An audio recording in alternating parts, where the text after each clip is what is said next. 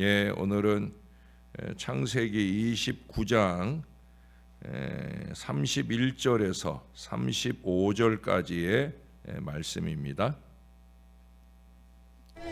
여호와께서 레아가 사랑받지 못함을 보시고 그의 태를 여셨으나 라헬은 자녀가 없었더라. 레아가 임신하여 아들을 낳고 그 이름을 르우벤이라 하여 여호와께서 나의 괴로움을 돌보셨으니 이제는 내 남편이 나를 사랑하리로다.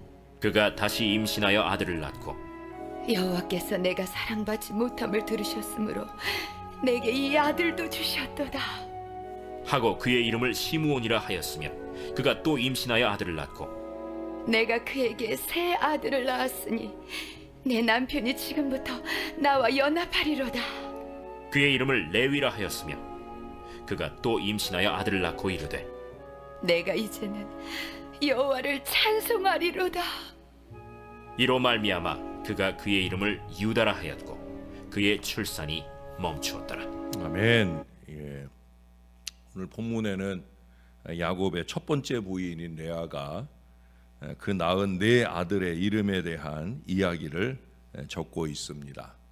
레아가 그 자녀들의 이름을 짓는 특징을 한번 보면 셋째 레위를 제외하고는 첫째 르우벤이라 하여 여호와께서 나의 괴로움을 돌보셨으니 이제는 내 남편이 나를 사랑하리로다.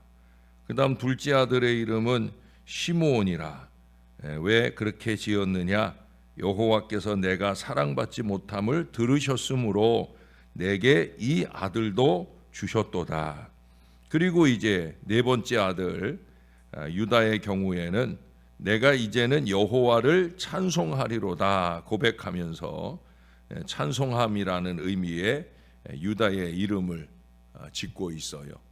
모두가 다 하나님과 연관지어서 하나님의 은혜라고 생각을 한다는 거죠.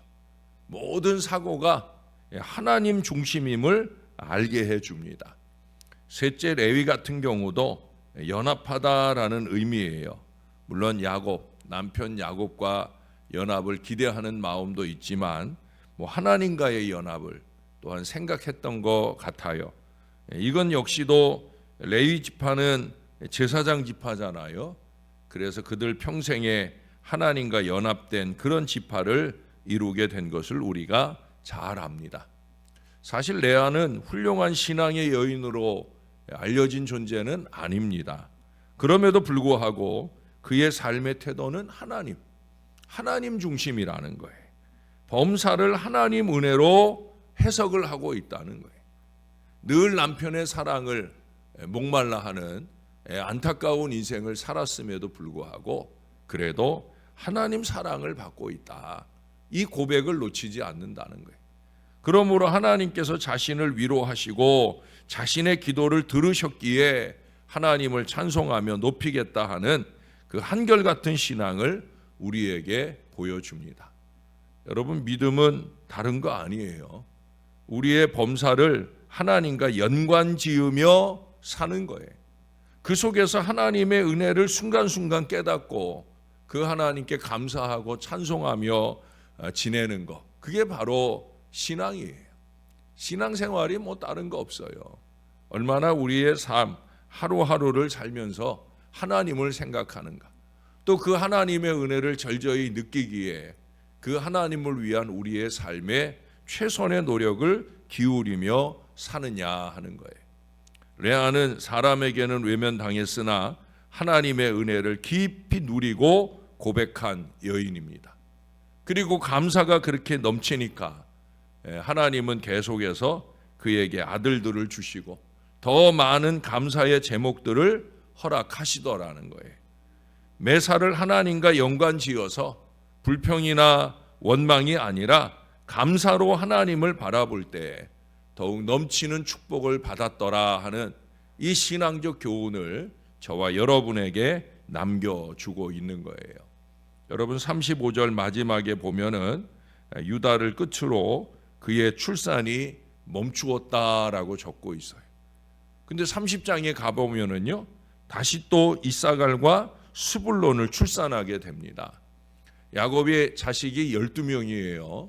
그 종의 몸을 빌어서 태어난 자식까지 다 해도 12명입니다. 근데 그 12명 가운데 무려 6이나 레아가 나왔다는 거예요.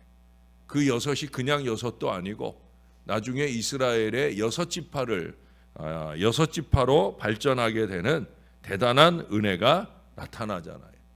이뿐만이 아닙니다.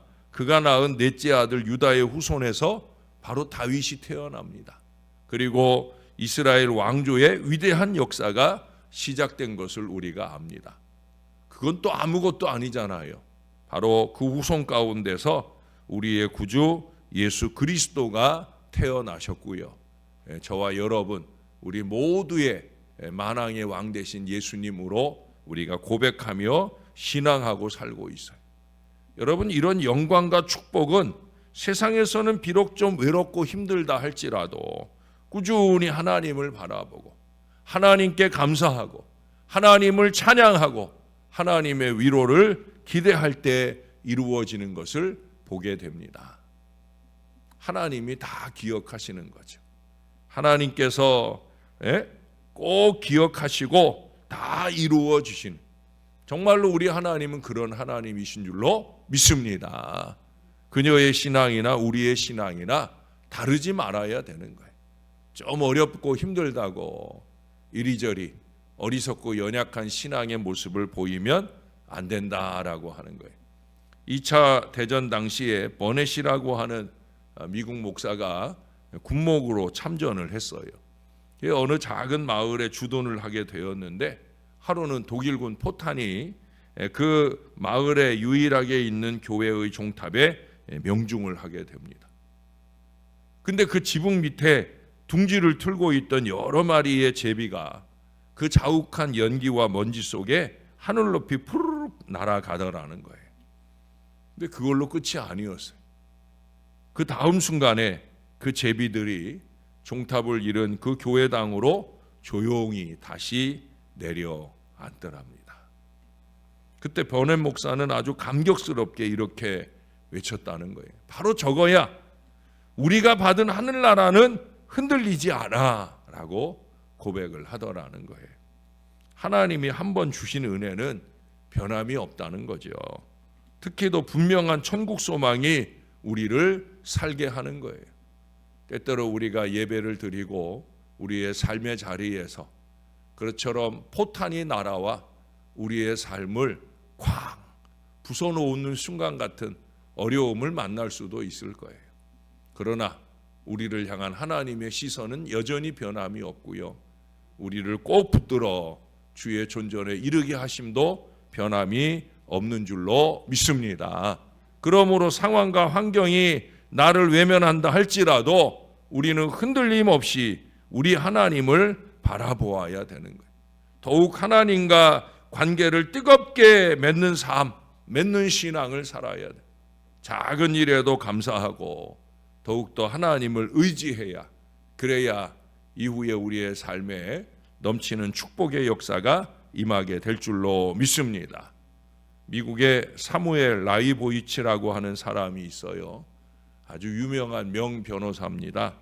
그는 평생 동안 78명의 사형수를 변호해주고 무죄 또는 감형을 통해서 그들의 생명을 구해 주었습니다. 그러나 그들 중에 자기에게 감사를 표시한 사람이 한 명도 없더라는 거예요. 라디오 방송을 통해 직업을 알선해주는 아트킹이란 사람도 있습니다. 이 사람은 무려 2,500명의 직업을 찾아주었답니다. 그런데 그 중에 단 10명만이 감사장을 주더라는 거예요. 물론 이 두 사람이 감사를 기대하고 하는 일은 아니었지만, 그러나 감사가 너무 없는 시대가 아닌가 하는 그런 내용의 글을 읽어보게 되어집니다. 저도 가진 게 없지만은 나름으로 주는 목회를 위해 노력을 합니다. 기도도 열심히 주려고 노력하는 것의 일부이고요. 요즘에는 이제 디지털 시대라 또 카카오톡 시대라 이렇게 사진을 찍어도 그냥 단톡에다가 이렇게 올려주기만 하면은 그러면 쉽게 해결이 되는 그런 때라 조금 덜하게 됐지만 전에는 제가 사진도 제 사비로 다 찾아주기도 했었고요. 또 뭐 지갑을 여는 일은 뭐 저에겐 쉬운 일인데 요즘에는 또 제가 지갑을 열지 않도록 먼저 지갑을 열어주는 분들이 많이 있기도 합니다. 제가 전에 개척을 해가지고 목회를 할 때는 그때 우리가 교회를 문을 연 곳이 그 양주 지역이에요. 근데 거기서 아침에 그 아파트 단지에서 출근하는 우리 교인들이나 먼저 시작은 우리 교인들 때문이었죠. 근데 거기서 의정부 북부역까지 전철을 타고 가려면 여기도 이제 전철을 타려면 버스를 한번 타고 가잖아요. 여기는 뭐 몇 정거장밖에 안 되지만 거기는 한 15분 정도는 차를 타고 나가야 의정부 북부역에 도착을 해서 거기서 이제 전철을 타고 출근을 하는 거예요. 제가 그걸 알고는 먼저는 우리 교인들을 위해서 아침 출근 차량을 아침에 한 두세 번 정도 아침 새벽 예배 끝나고 기도 끝나고 그러면 이제 6시 한 20분 30분부터 해서 한 두세 번을 제가 왕복해서 왔다 갔다 하면서 차를 태워줬어요. 처음엔 우리 교인들만 시작을 했는데 차량이 자리가 비어서 가니까 그러니까 거기 차 세워놓고 마을 사람들까지 같이 태워다 주었던 적이 있습니다. 이렇게 추운 겨울에 한 번은 돌아오다가 아주 큰 사고가 났어요. 다행히 그때도 혼자 돌아오다가 사고가 난 게 너무 다행스럽더라고요. 그래서 눈길에 차가 이렇게 미끄러 가지고 거꾸로 돌면서 반대편 논바닥으로 툭 떨어졌는데 신기하게는요. 이렇게 미끄러져서 툭 그 옆에 논으로 떨어졌는데 차가 뭐 구르거나 그런 게 아니라 그 모양 그대로 가서 툭 떨어져 가지고 전 몸 하나 다치지도 않고 차도 어디 망가지지도 않고 제가 얼마나 미련하냐면요. 그 사고가 이제 레카차 불러서 이렇게 차가 무사히 이렇게 나왔잖아요. 그 다음 뭐 했을까요? 차량 운행 한 번 더 했어요. 그랬던 기억도 납니다. 어떻든 최대한의 나름대로 섬길 수 있는 모든 노력들을 기울이려고 애를 씁니다. 그런데 반응이 별로 없더라는 거죠. 사진값을 물어오거나 뭐 고맙다는 인사는 별로 잘 받지 못한 그런 경우들이 많다는 거예요. 그래서 어떤 때는 그런 생각도 들어요. 이거 나쁜 버릇을 키우는 게 아닌가.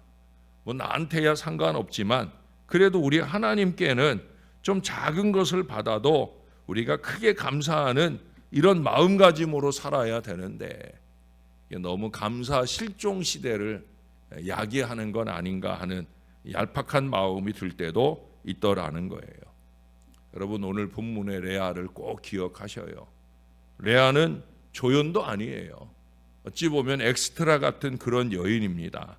그럼에도 불구하고 그녀는 조강지처잖아요. 그럼에도 불구하고 그녀는 남편의 사랑에 목마른 한평생을 살 수밖에 없었어요. 어찌 보면 여인으로서는 너무 기구한 인생 아닙니까? 사랑해서 결혼한 것도 아니고 아버지가 억지로 첫날 밤을 치르게 해서 시작된 결혼 생활이에요. 그야말로 여자로서는 기구하고 기구한 인생을 살았던 여인이라 말할 수 있을 거예요. 한 번도 남편 야곱의 마음을 받아본 적이 없어요. 세상적으로 사람에게는 전혀 사랑을 받지 못한 그러한 삶을 살았다는 거예요. 그 삶이 하나님과 연관되었다는 거죠. 하나님과 관계를 맺었다는 거예요. 특별히 감사로 찬양으로 그 관계를 열었던 믿음의 여인이 바로 레아라는 거죠. 하나님의 사랑이 으뜸이다. 하나님의 사랑이면 족하다 하는 이 마음의 고백이 바로 그 아들들의 이름 속에서 넘쳐나는 것을 보게 되어집니다. 사랑하는 여러분, 저와 여러분의 신앙도 마찬가지여야 합니다. 우선은 하나님을 향해서, 하나님을 향해서 우리가 그저 한 곡 두 곡의 찬양을 부르는 것일지라도 하나님 받으시는 찬양을 절대 소홀히 해서 하면 안 돼. 하나님을 향해서 감사 찬양 올리는 일들을 열심히 있게, 또 사람을 향해서도 감사가 넘치는 신앙을 잘 살아야 되는 거예요. 여러분, 감사가 관계를 열어줍니다. 감사 찬양이 하나님과의 관계를 열어주고, 감사가 사람과 사람과의 관계를 열어줍니다. 그 믿음의 감사를 통해 피차 풍성한 평안과 안식을 누리게 되어집니다. 감사합니다. 사랑합니다. 부족합니다. 괜찮습니다. 그리고 언제나 하나님께 영광입니다. 저와 여러분이 늘 이 고백을 놓치지 않고 우리 하나님께 영광 돌리고 또 감사가 넘치는 풍성한 믿음의 관계 속에서 언제나 주 안에 행복한 신앙의 역사를 잘 이루어가는 우리 모두가 될 수 있기를 우리의 구주 되시는 예수님 이름으로 간절히 축원합니다. 우리 하나님 고맙습니다. 오늘도 주님 은혜로 이 아침을 열었습니다. 우리의 의지가 대단해서가 아니라 하나님이 우리를 깨워주시고 건강 주셔서 우리를 이끌어 주의 품 안에 이르게 하셨사오니 참으로 감사를 드립니다. 우리의 감사가 하늘 아버지의 기쁨을 이루고 우리의 감사로 통해 또 다른 은총의 미래가 열리는 놀라운 역사가 나타나는 걸 다시 한번 확인해 봅니다. 하나님과 연관 지으며 사는 것이 우리의 인생이요 신앙인 걸 잊지 말게 도와주시고, 하나님의 은혜를 알아 믿음의 고백을 드릴 뿐 아니라 입술이 아닌 이제는 행동하는 감사의 삶이 우리에게 있게 도와 주시옵소서. 우리가 할 수 있는 최선으로 아버지 하나님을 기쁘시게 할 수 있게 노력하는 신앙을 살게 하시고, 또한 사람을 향해서도 감사의 마음을 표현하는 일에 늘 부족함이 없는 복된 신앙을 살아가게 도와 주시옵소서. 하나님께나 사람에게나 불평이나 원망보다는 감사를 나누는 이 복된 신앙의 역사를 통해 우리 하나님은 영광을 받으시고 부족한 저희들에게는 평안과 안식이 넘치는 복된 은혜가 충만히 임하게 도와 주옵소서. 하나님, 오늘은 비였지만 또 다른 때에는 눈이 올 수도 있는 겨울입니다.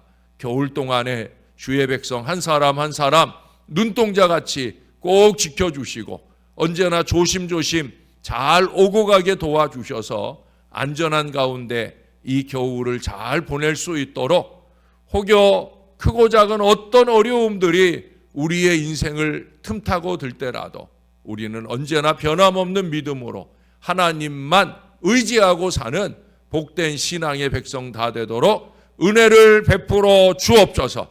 지금도 어려움 당하고 있는 주의 자녀들이 있습니다. 육신의 어려움이든 직장이나 사업의 어려움이든 주님께서 꼭 도와주셔서 승리 새 역사를 열어가는 감사 인생이 되게 하여 주옵소서. 잘 되어서 감사가 아니라 감사하여서 잘 되고 형통한 인생을 사는 우리 모든 주의 자녀들 에게 축복해 주옵소서. 수능 시험 가지고 이제 학교를 정하고 학과를 정하는 모든 아이들 은혜 가운데 잘 지켜주시고 1월 8일 중요한 시험을 앞두고 있는 아이도 꼭 붙들어 주옵소서. 부모와 형제를 뒤로 하고 이 땅에 홀로와 열심히 있게 공부하고 노력하오니 빛나는 은혜의 미래가 활짝 열릴 수 있도록 우리 하나님께서 축복해 주옵소서. 우리 하나님께 감사합니다. 예수님 이름으로 기도합니다. 아멘.